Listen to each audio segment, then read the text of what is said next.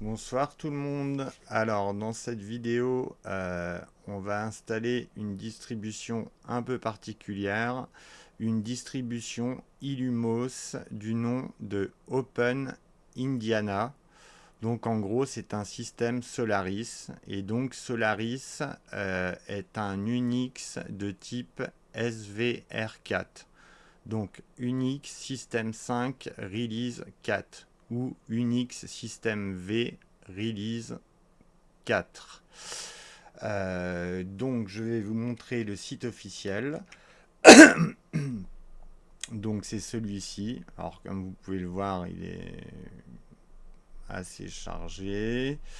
Donc bref, là il n'y a rien de vraiment important. Donc nous allons dans la section Download. Donc là vous avez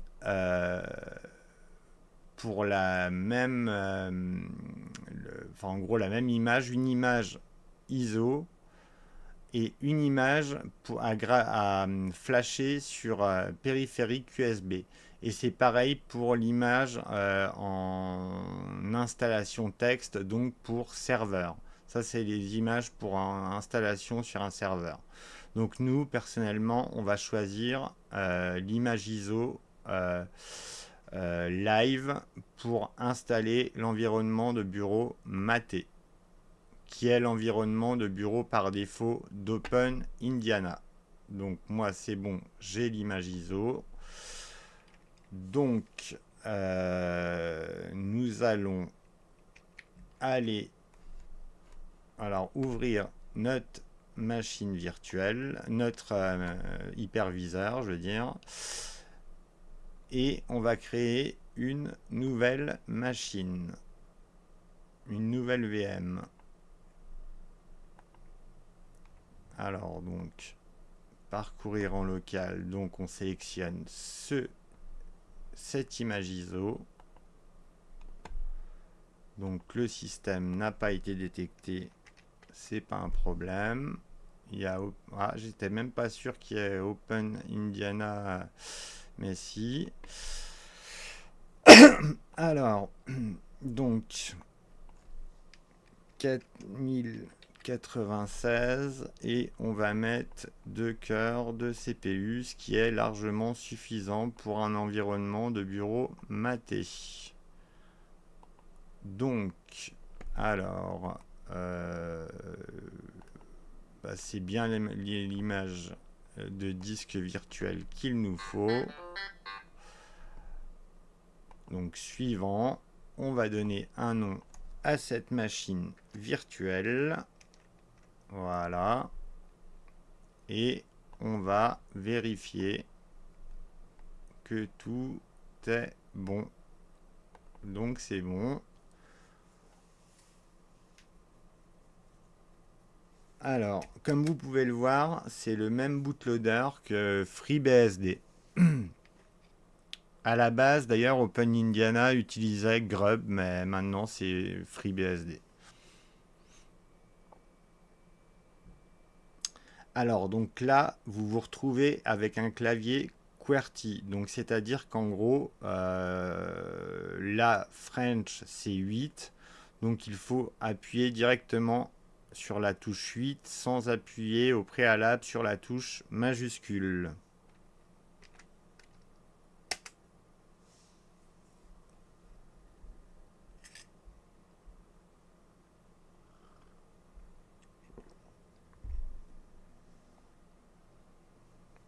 Alors là, on devrait booter sur le live normalement.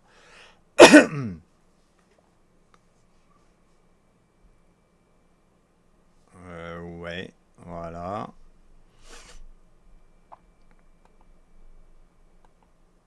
Donc, on va se mettre en plein écran. On va peut-être quand même au moins changer la résolution pour faire l'installation. Matériel, affichage.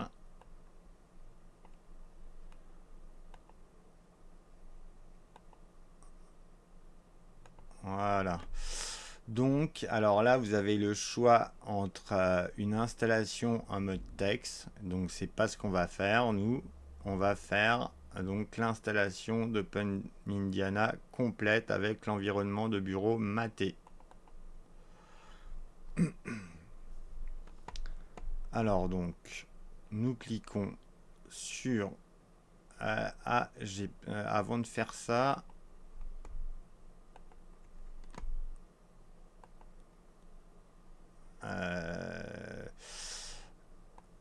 ah bah ouais, déjà, il n'y a même pas de la bonne couleur pour le terminal. Alors... ça pour le texte et voilà. Ouais, pas la peine de... C'est pour être sûr que notre clavier sera bien en français pendant l'installation. Alors donc on peut lancer, on peut maintenant lancer l'installation d'Open Indiana. Donc alors, suivant, donc utiliser le disque entier, oui. Donc toujours suivant. Donc fuseau horaire, ce n'est pas le bon. Donc Europe. Et France. Donc on va regarder l'heure. Donc ça correspond pas du tout à l'heure réelle. Donc suivant. Là nous avons sélectionné français. Ouais, ça a l'air d'être bon. Suivant. Donc maintenant on nous demande le mot de passe route. Alors déjà je vais vérifier que le clavier est bien en AZERTY. Oui, c'est bon. Alors.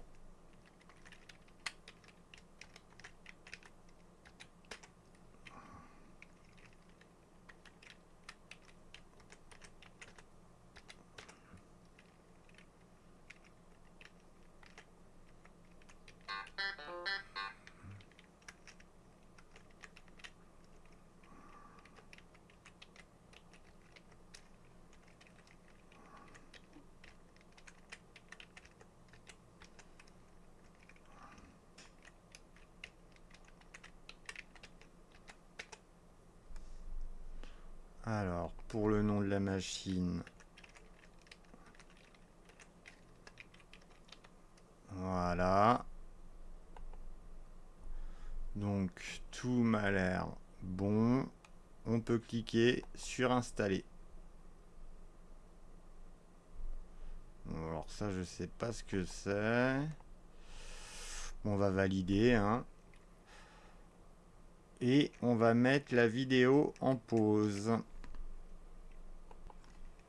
Alors, l'installation, c'est terminé. Donc, nous pouvons réinitialiser le système.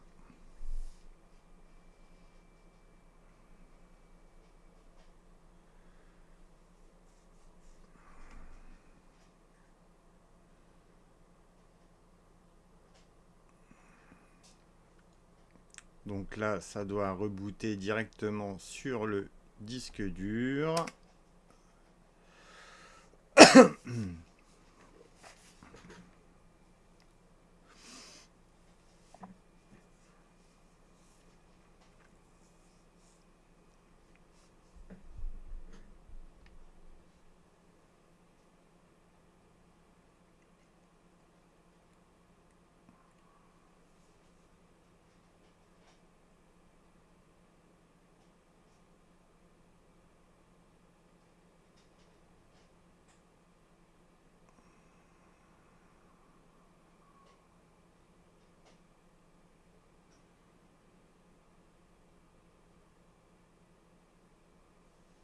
Alors, donc on arrive à l'écran de login. Alors, hop. Visiblement, c'est en QWERTY. Bam, bam, bam, bam, bam. Ah, est-ce qu'on peut changer le clavier? Bon, sinon, je connais un peu le clavier QWERTY. Mais vu que mon mot de passe est un peu complexe, ouais, hop, hop, hop,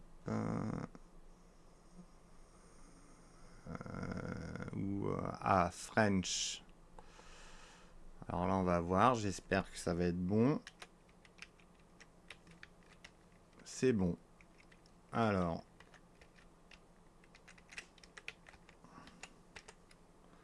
ils nous font des farces, ces développeurs d'Open Indiana.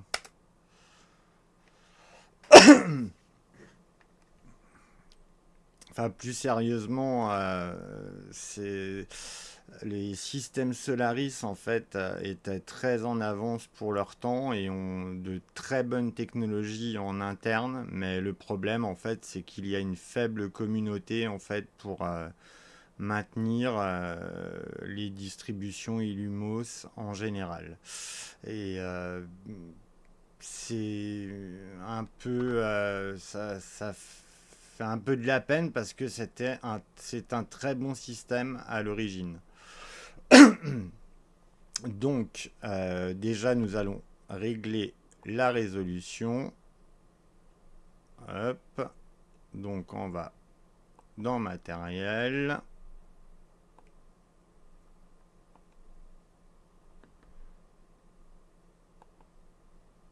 Voilà. Là on voit la totalité de l'écran. Donc, comme vous pouvez le voir, hein, c'est un environnement de bureau maté vraiment par défaut. Hein, il n'y a aucune personnalisation.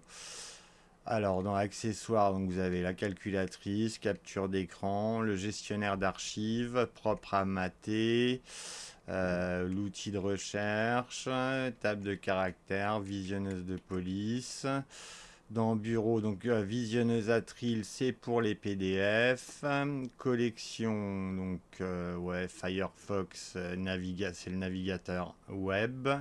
Thunderbird, le courrier électronique. Et le terminal maté, bah, c'est le terminal. Donc, graphisme, bon, on a le strict minimum. Donc, visionneuse d'images AES of Maté, c'est comme AES of GNOME. En gros, c'est pour visionner les images via votre gestionnaire de fichiers. Donc, hop, qui est Kaja, sous Maté. Alors donc Firefox, c'est voilà, le navigateur internet. Donc Pidgin, c'est un logiciel de messagerie instantanée. Donc la visionneuse Tiger VNC, bah, c'est comme son nom l'indique pour se connecter à un serveur VNC. Donc dans outils système, on a analyseur de disque, donc je suppose que c'est Baobab. Donc Kaja, le gestionnaire de fichiers, explorateur d'Avaï. Donc moniteur système, c'est pour voir les ressources du système. Statistiques d'alimentation. Enfin voilà, on a fait le tour. Donc dans programmation, il y a quelques trucs. Et dans son et vidéo, c'est un peu vide. Alors il me semble que le serveur de son c'est Pulse Audio, mais je n'en suis plus très sûr. Je suis pas sûr que ça me le mette ici, mais bon, enfin bon, bref. Donc là, on va commencer par lancer un terminal. Donc je pense qu'on va avoir le même souci que... Ah oui, avant, je voulais quand même vous montrer le centre de contrôle. Donc en gros, c'est là où vous avez toutes les options, donc administration, affichage. Donc pour l'affichage, clavier pour le clavier. D'ailleurs, clavier, on va vérifier que ce n'est pas, que l'agencement n'est pas en anglais. Et si. Donc alors, soit on descend pour mettre French en premier, ou soit on supprime complètement le clavier anglais. On va opter pour la suppression du clavier anglais. Donc touche de la souris 1. Donc on peut fermer ça. Euh, donc serveur mandataire, c'est proxy. Apparence, c'est pour l'apparence. Menu principal, c'est en gros le logiciel à la carte. C'est si vous voulez installer des applications manuellement pour les ajouter en fait dans le menu. Donc fenêtre. Ah, il y a le gestionnaire de paramètres Compis. Donc Compis, si vous ne connaissez pas, en fait, ça permet d'avoir plein d'effets de bureau comme un cube. Euh, pour la rotation entre chaque bureau, des déformations de fenêtres à chaque fois qu'on les bouge, et tout un tas de... Enfin, Compis, c'est vraiment les fenêtres qui brûlent dès qu'on les ferme. D'ailleurs, c'était une petite révolution à l'époque de GNOME 2. Donc, application démarrage, bah, c'est les applications qui démarrent au boot du système. Application préférée, c'est les applications que vous avez choisies par défaut. Et voilà, donc gestion des fichiers. Donc je pense qu'on a fait le tour. Donc on va pouvoir passer aux choses sérieuses. Donc voilà, je m'en doutais un peu. Donc on va aller dans. Alors ça, je comprends pas pourquoi ils ont pas fait un truc lisible dès le départ. Alors, on sélectionne. Ça, c'est pourtant pas compliqué à faire, hein. Même si l'équipe est réduite. Enfin bon. Fermé. Et là, c'est tout de suite plus visible. Donc, on va ouvrir euh, plusieurs. Déjà, on va vérifier si on est bien en AZERTY. Donc, ouais, c'est bon. Et on va se connecter en route.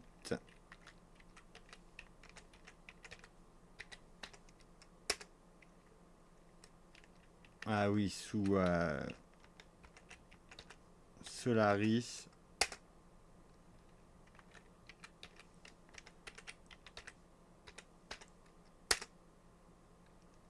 Ah bah, je ne comprends pas.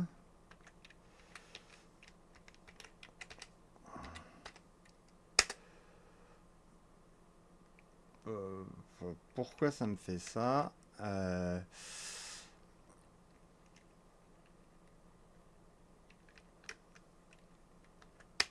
On va essayer autre chose.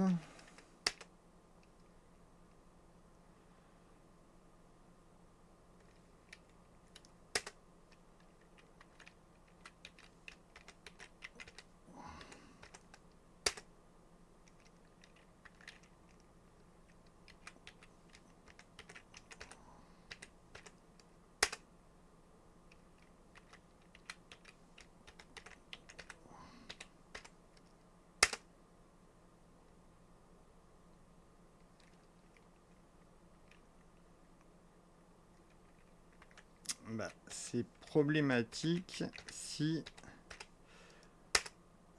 je ne peux pas me connecter en route. Alors, est-ce que sudo est activé?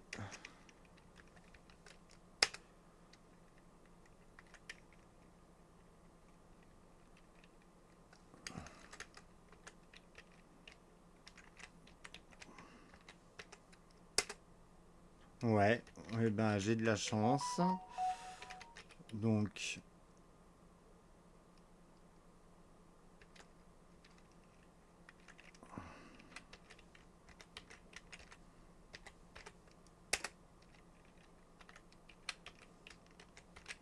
pourtant, j'étais quasiment sûr d'avoir réglé le mot de passe, mais bon, peut-être pas. Alors, donc, dans un premier temps, on va essayer d'aller au plus simple. Je ferai des vidéos prochainement, d'autres vidéos. Donc là, je vais vous montrer le minimum. Donc pour la gestion des services, en fait, ça se passe par le programme SMF. Donc SMF, si ma mémoire est bonne, je sais même plus ce que ça signifie. System Management Facility, il me semble. Ça doit être un truc comme ça, mais je n'en suis pas sûr à 100%. Donc, alors en fait, les outils de SMS commencent toujours par SVC, donc comme service. Et là, vous voyez donc tous les outils liés à SMF. Donc, alors là, c'est pour avoir, si vous tapez juste cette commande, c'est pour avoir tous les services d'activer. Donc voilà, vous avez la liste. Donc comme vous pouvez le voir, ça ne s'affiche pas comme, vous voyez, AL, Power, ça ne s'affiche pas comme sous Linux. Et online, ça veut dire que c'est activé. Et si vous voulez avoir la liste de tous les services, même les services désactivés, c'est, voilà. Vous voyez, la disable.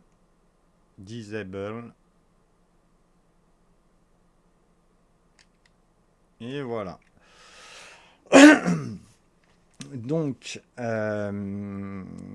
si vous voulez avoir une information sur un service en particulier, par exemple SSH, voilà, là comme vous pouvez le voir, il est actif. Donc on va essayer un autre service.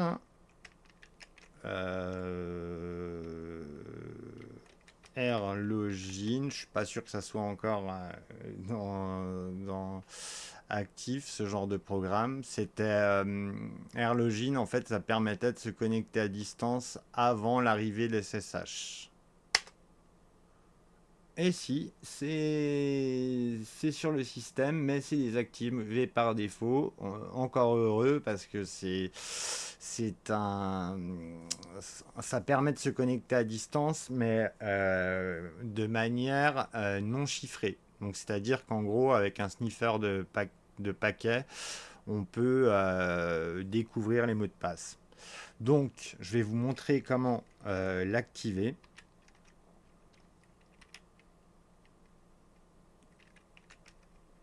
ADM, donc enable Airlogin. Et là, normalement, vous voyez online. Donc voilà pour l'activation des services. Et si vous voulez redésactiver le service, il vous suffit de taper disable. Alors, pour voir voilà les commandes de SVC ADM, voilà, c'est celle-ci. Donc restart, c'est pour restart, c'est pour redémarrer un service, et refresh, c'est pour le rafraîchir en gros. Donc voilà pour les services. Je pense que pour le moment, on va pas aller plus loin, sinon cette vidéo va durer des plombes. Donc alors, l'outil, le gestionnaire de paquets, en fait, sous Solaris, donc Open Indiana, se nomme IPS. Et donc, son utilitaire en ligne de commande est PKG, comme sous FreeBSD, mais sauf qu'il ne s'utilise bien évidemment pas du tout de la même manière.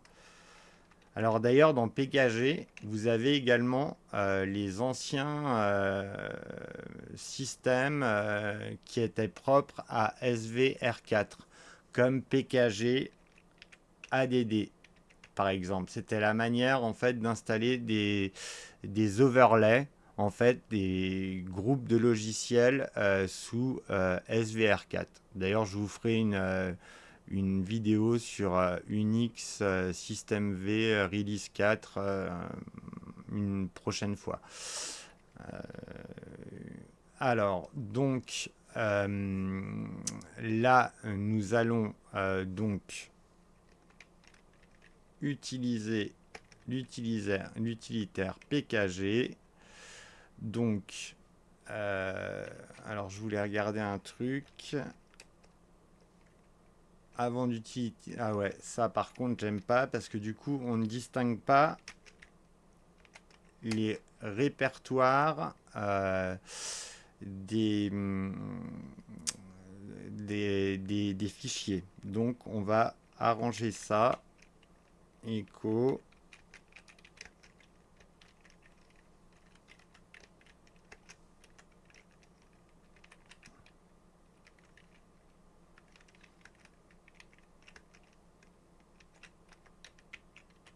Alors, je vérifie que je ne me suis pas trompé. Non, ça m'a l'air d'être bon. On va mettre cette commande également. Hop.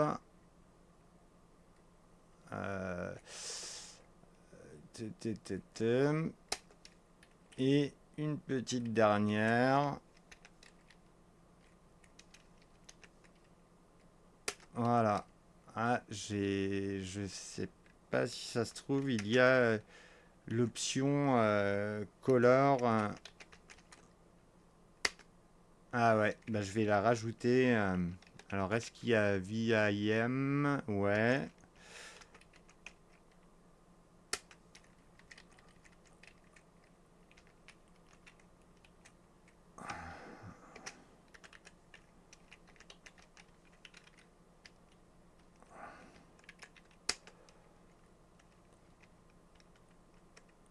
Alors, du coup, on va sourcer, parce que là, ça ne devrait pas toujours pas être pris en compte. Donc, on va sourcer notre fichier bash rc. On va faire de même pour le reste.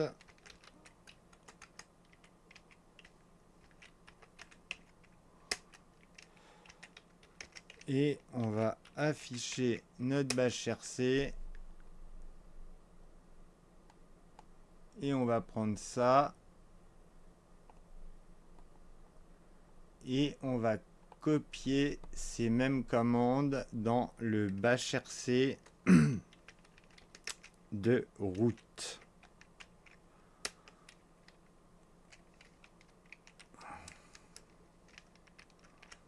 Voilà. Et on source le bash rc de route. Et normalement, vous devriez avoir les répertoires et les fichiers séparés. Voilà. Alors, on peut le voir normalement ici. Vous voyez, les fichiers et les répertoires. Les fichiers sont en blanc, les répertoires en bleu. Donc, comme sous Linux. Donc, je voulais vous montrer rapidement le gestionnaire de paquets, donc IPS, donc pour Image Packaging System, il me semble. Après, de toute manière, je vous mettrai le lien de ma page Illumos sur mon wiki. Donc, alors, pour voir toutes les options déjà de PKG, vous appuyez donc deux fois sur Tab. Et donc là, par exemple, on va...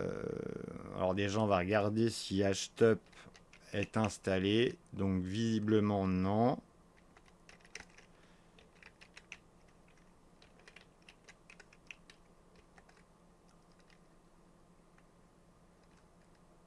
Alors, ouais, ça bug.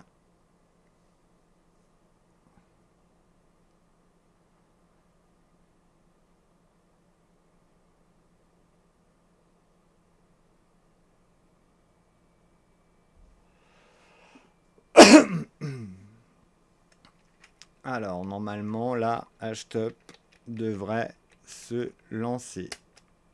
Voilà. Bam. Alors, si vous voulez avoir la liste des applications installées, il faut taper cette commande. Et là, vous voyez tous les fichiers installés. Donc, alors, desktop, math, vous voyez, tout est par catégorie en fait. Donc, il y en a pas mal. Hein. Et si vous voulez connaître toutes les applications qui sont disponibles sur le dépôt par défaut, vous tapez pkg info.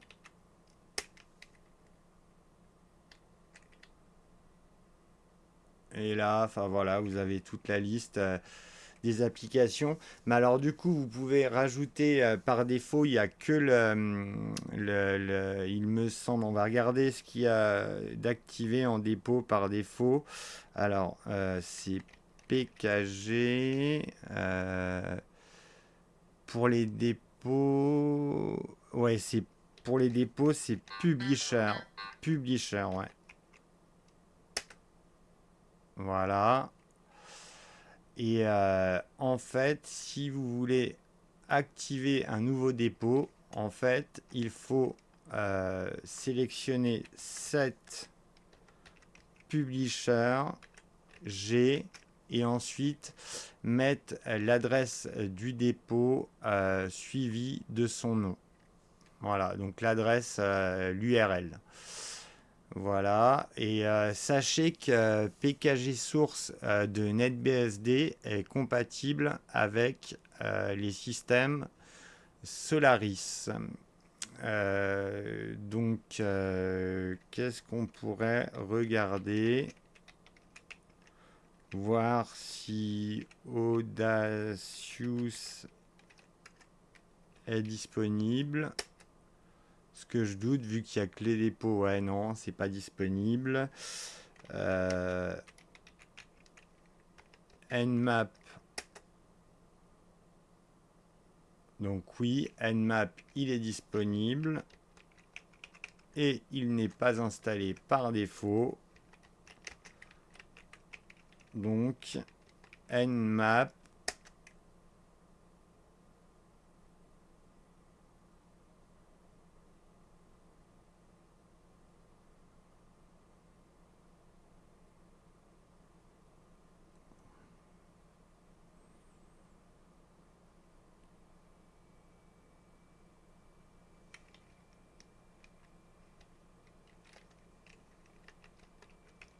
Et donc là, voilà, Nmap.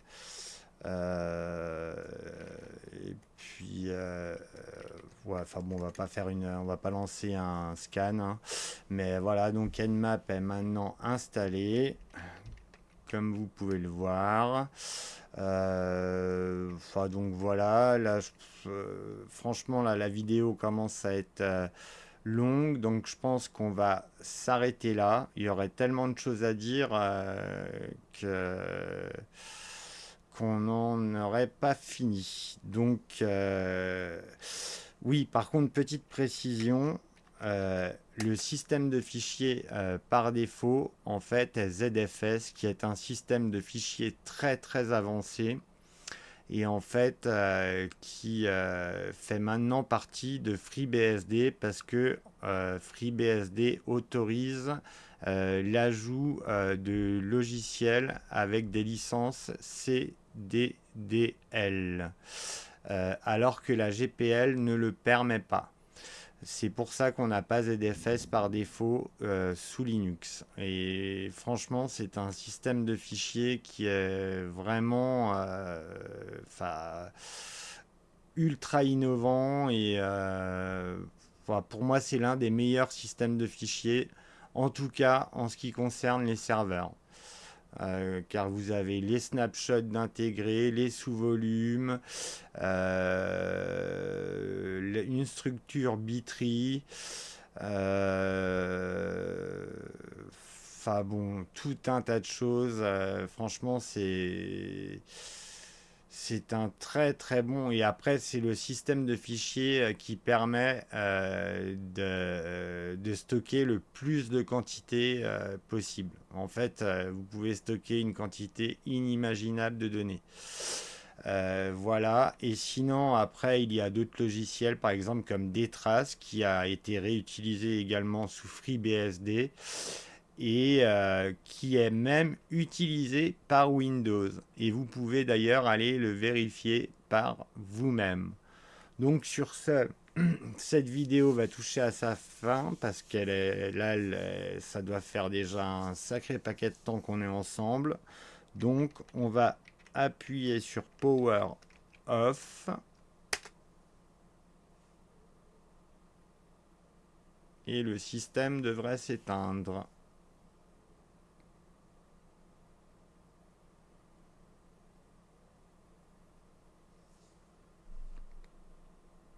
Alors, clac, on ferme tout ça.